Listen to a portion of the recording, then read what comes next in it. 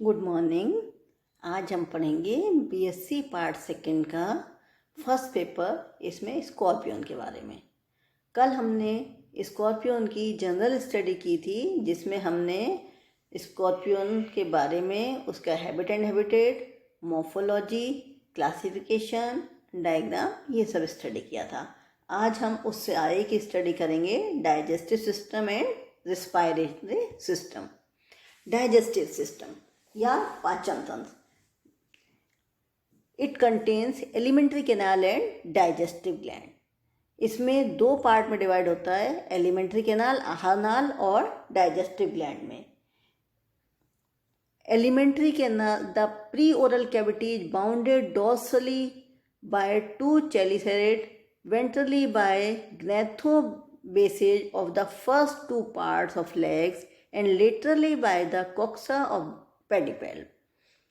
Oral cavity जो है ये बाउंडेड होती है डोर्सली दो चेलिसेरा से, वेंट्रल साइड में gnathobases first two pairs legs होते हैं and laterally by the coxa of pedipalp होते हैं।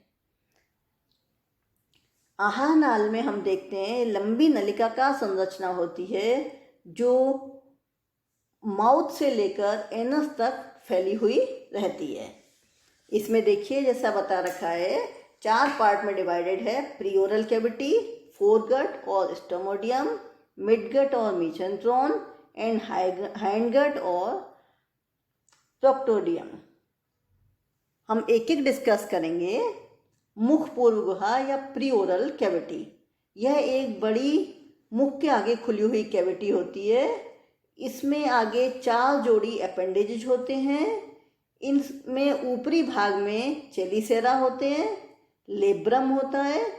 इसके अलावा इनमें स्पर्शक होते हैं और जो प्रथम जोड़ी जो वॉकिंग लेग्स हैं वो भी इनमें होते हैं, इस पार्ट में होते हैं।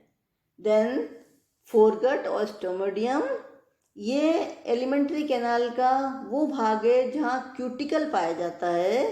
इस भाग में माउथ, फेरिंग्स ये होते हैं, माउथ और फेरिंग्स से मिलके बना होता है। इसमें पीछे की तरफ छोटा सकरा बिल्कुल नैरो और ट्रांसवर्स एक वो पाया जाता है, छोटा सा होल पाया जाता है। ये जो नैरो ट्रांसवर्स होल है वेंट्रल साइड में, ये कहलाता है माउथ। ये लेब्रम के नीचे होता है।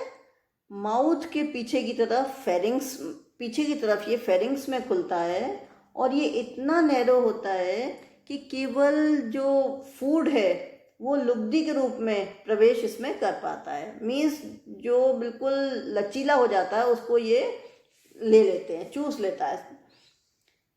जो फेरिंग्स से बड़ी और चूसनीय संरचना होती है, इसकी जो वॉल है वो लचीली होती है, इलास्टिसिटी होती है इसमें, और भित्ति तक मांसपेशियों के अनेक समूह पाए जाते हैं, जिसके कारण इनमें इलास्टिसिटी होती है। मसल्स होती हैं तो इलास्टिसिटी होती है। ये जो फेरिंग्स है ये चूषक अंग की तरह काम करती है। ग्रसनी की सहायता से, फेरिंग्स की सहायता से जो लिक्विड फूड होता है वो मुख द्वारा चूसा जाता है। ग्रसनी के पीछे की तरफ एक सक्रिय नलिका होती है, मीन्स एक नैरो ट्यूब लाइक स्ट्रक्चर होती है। इसे हम ईसोफेगस कहते हैं। ये तंत्रिका वलय के मध्य से गुजरती है और इनमें वाल्व पाए जाते हैं।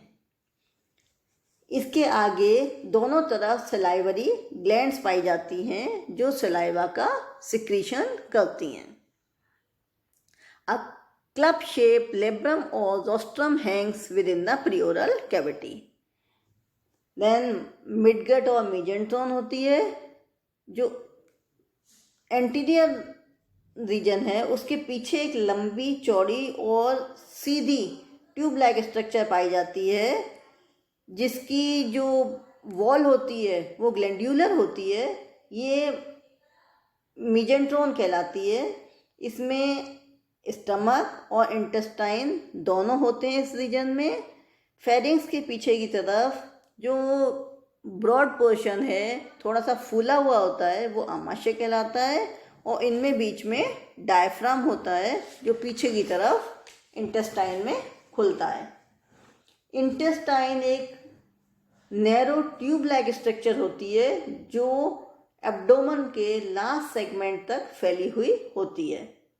एब्डोमेन के लास्ट सेगमेंट में pre abdominal pars tecta intestini and post abdominal pars nuda intestini भी पाए जाते हैं। और ये जो रीजन है ये इसमें कॉन्ट्रैक्शन एंड रिलैक्सेशन होता है क्योंकि इनमें मसल्स पाई जाती हैं। इसके अलावा यहाँ मेलपिजियन ट्यूब्यूल्स भी पाई जाती हैं। देन चौथा पोर्शन है इसका हाइंडगट और प्रोक्टोडियम। ये आहार नाल का सबसे पश्च एवं छोटा भाग होता है, लास्ट पार्ट होता है ये।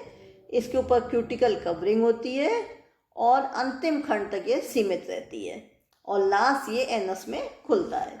तो हमने ये पाचन तंत्र में, डाइजेस्टिव सिस्टम में जो एलिमेंट्री कैनाल है ये बताया था कि जो डाइजेस्टिव सिस्टम है दो पार्ट में डिवाइड होता है, elementary canal and digestive gland. तो एलिमेंट्री कैनाल में हमने प्रियोरल कैविटी, फोरगट और स्टोमोडियम, मिडगट और मीजेंट्रॉन एंड हाइंडगट और प्रोक्टोडियम इसके बारे में देखा। Then gastric gland or liver, this is a pair of massive much branched gland occupying major part of the pro and mesomatic region। ये जो गैस्ट्रिक ग्लैंड है ये ब्रांच पार्ट है ग्लैंड्स का और इसमें मीसोमेटिक रीजन ये होता है। संपूर्ण पूर्व उदरीय गुहा ये भूरे रंग की होती है और लोब्यूलर होती हैं। इनमें लिवर होता है, हेपेटोपेनक्रियाज, काइलेंट्रॉन होता है और 5 पेयर्स वाहिकाओं द्वारा ये आंत में इंटेस्टाइन में खुलता है। इन्हें हेपेटिक डक्ट्स कहते हैं।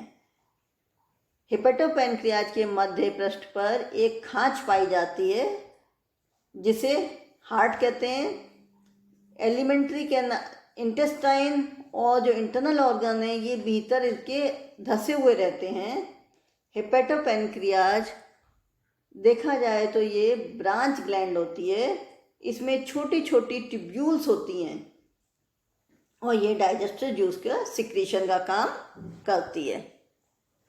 डाइजेस्टिव ग्लैंड इन स्कॉर्पियंस और 2 sets of digestive glands are seen. They are salivary glands और stomach gland and gastric gland और लिवर।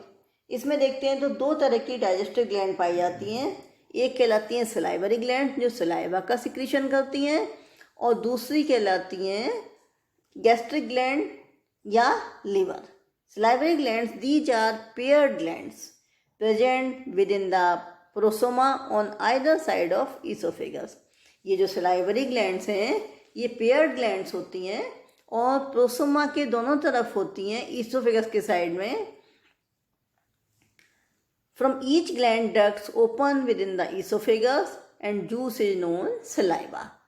ये डक्ट्स के द्वारा ईसोफेगस में खुलती हैं और इनका जो जूस सिक्रीशन होता है सलाइवा कहलाता है। आप ये डायग्राम देखें, इसमें एंटीरियर पोर्शन कैरापेस दिखाई दे रहा है, देन चेलिसेरा, मिडिल में आप देखिए रोस्ट्रम, साइड में पेडिपेल्स है, देन प्री ओरल कैविटी दिखाई दे रही है, a maxillary process first and second pairs of legs दिखाई दे रहे हैं। अब हम देखते हैं food and feeding habit. Scorpion ये हमें पता है कि वो मांसाहारी प्राणी है और प्रेडेटर होता है। ये इंसेक्ट्स को, इसके अलावा स्पाइडर्स को खाता है। ये कैनाबियल होता है, मीन्स ये अपनी ही जाति के जंतुओं को भी भोजन के रूप में ग्रहण कर लेता है। जैसा पहले बताया था ये बहुत लंबे समय तक बिना खाना खाए भी रह लेता है और अपने शिकार जो भी इसका प्रेडेटर होता है उससे ये जो लिक्विड होता है उसको चूसता है। ये अपने स्पर्शकों की सहायता से, जो चेलिसेरा पेडिपेल्प हैं उनकी सहायता से ये अपने शिकार को पकड़ता है और छोटे छोटे टुकड़ों में काट देता है। उसके बाद मुख पूर्व गुहा में उपस्थित जो होते हैं उपांग, उनकी सहायता से ये उस फूड को निचोड़कर उसका जूस निकाल लेता है और ये प्रक्रिया बहुत धीरे धीरे होती है। उसके बाद इसको ये डाइजेस्ट करता है। Digestion, absorption and egestion. भोजन ग्रहण के समय जब मुख पूर्व गुहा में भोजन लुगदी के रूप में बदल जाता है, उस समय जो प्रथम जोड़ी 2 टांगे हैं वो एल्वियोलर ग्लैंड्स के द्वारा स्रावित एंजाइम की सहायता से प्रोटीन का पार्शियल डाइजेशन करती हैं। ये जो पार्शियल डाइजेशन है, पार्शियल डाइजेस्टिव फूड है, ये स्टमक में चला जाता है। यहाँ स्टमक में इसका कंप्लीट डाइजेशन होता है। स्टमक में जो स्टमकल ग्लैंड्स होती हैं, आमाशय ग्रंथियाँ होती हैं, ये डाइजेस्टिव जूस का सिक्रीशन करती हैं। गैस्ट्रिक ग्लैंड्स होती हैं, ये डाइजेस्टिव जूस का सिक्रीशन करती हैं। इनमें एंजाइम्स पाए जाते हैं, एमाइलेज, ट्रिप्सिन एंड लाइपेज। ये एंजाइम कार्बोहाइड्रेट, प्रोटीन और फैट का पाचन करते हैं। पचे हुए भोजन का अवशोषण इंटेस्टाइन में होता है। जो भोजन, जो फूड स्टमक से आता है, उसका एब्जॉर्प्शन इंटेस्टाइन में किया जाता है। और जो अनडाइजेस्टेड फूड होता है वो समय समय पर एनस के द्वारा बॉडी से बाहर चला जाता है। ये हमने पढ़ा स्कॉर्पियन का डाइजेस्टिव सिस्टम। अब हम इसका पढ़ेंगे सर्कुलेटरी सिस्टम। सर्कुलेटरी सिस्टम, इसमें ओपन सर्कुलेटरी सिस्टम होता है और इनमें जो सर्कुलेटरी सिस्टम है कुछ संरचनाओं से बना होता है। इसका परिसंचरण तंत्र heart, pericardium, arteries, sinus and veins. तो हम इनमें 1 by 1 स्टडी करेंगे। Blood like that a prawn, blood is bluish in colour due to the presence of copper containing respiratory pigment called hemocyanin dissolved in plasma. In this liquid are suspended large and oval leukocyte like corpuscles. Blood जैसा कि prawn में होता है, इसमें भी bluish colour का होता है, नीले रंग का होता है। क्यों होता है नीले रंग का? क्योंकि इसमें कॉपर कंटेनिंग रिस्पायरेटरी पिगमेंट पाया जाता है। जो रिस्पायरेटरी पिगमेंट है हीमोसाइनिन कहलाता है। ये प्लाज्मा में डिजॉल्व रहता है और कॉपर कंटेनिंग पिगमेंट के कारण ही इसका कलर ब्लू होता है। और इसमें ओवल ल्यूकोसाइट्स और कॉर्पसल्स पाए जाते हैं। Then heart elongated tubular heart is present in mid dorsal region. Heart tubular होता है, लंबा होता है, मिड डोर्सल रीजन में प्रेजेंट होता है and extend between 8 to 14 segment.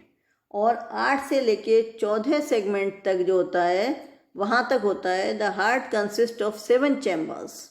इसमें टोटल 7 चैम्बर्स होते हैं। वन ऑफ दीज सेगमेंट, हर एक सेगमेंट में एक एक चैम्बर होता है। और ये यकृताग्नाशय की पृष्ठ खांच में टर्गा के नीचे स्थित रहता है।